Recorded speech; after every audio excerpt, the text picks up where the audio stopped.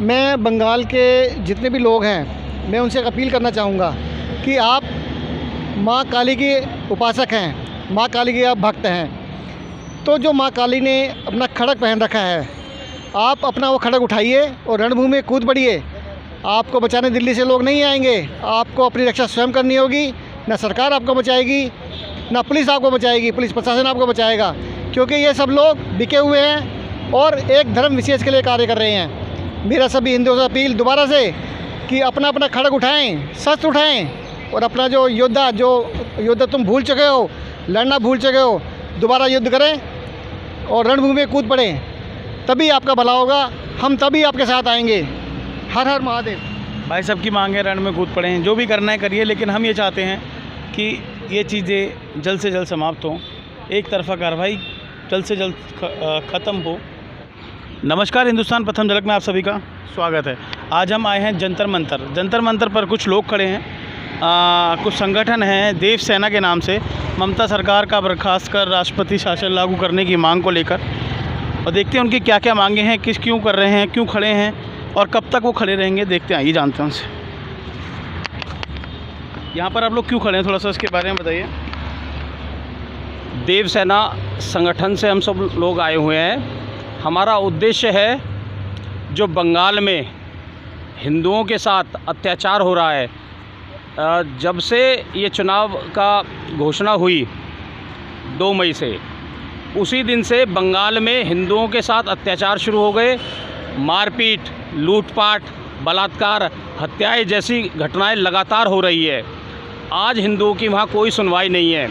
यहाँ तक कि हिंदुओं को जो राशन मिल रहा था केंद्र सरकार से, वहाँ के टीएमसी कार्यकर्ताओं ने उनका राशन भी बंद कर दिया और स्थानीय दुकानदारों से भी ये कह दिया गया है कि इन्हें कोई राशन नहीं देगा, और वहाँ उनके भूखे मरने की नौबत आ चुकी है।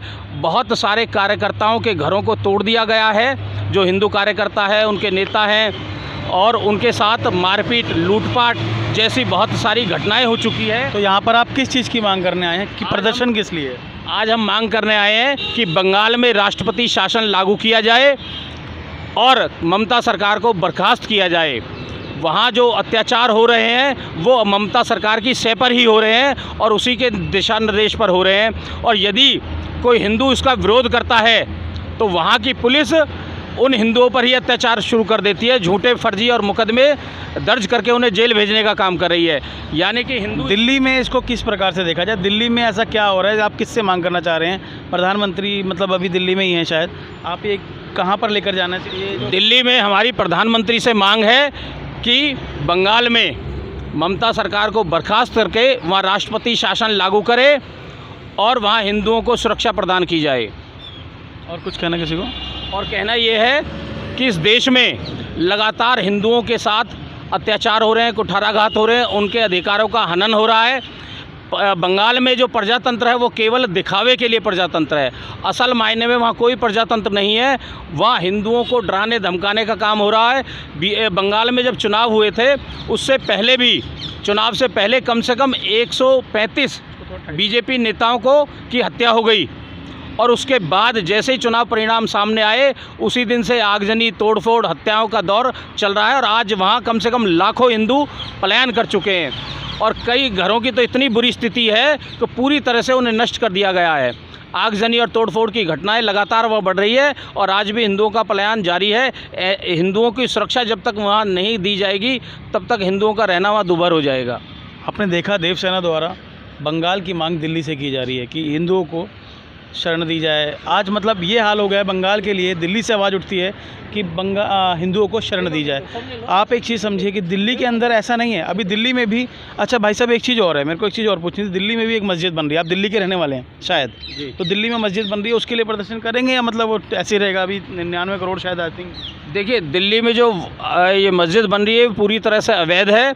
या इसमें गवर्नमेंट ने पैसा दिया है, अवैध कैसे हो सकती है? सरकार इस तरह के धर्मनिरपेक्ष जो कार्य है वो नहीं कर सकती। किसी एक धर्म को बढ़ावा देने के लिए धार्मिक स्थानों का निर्माण नहीं कर सकती।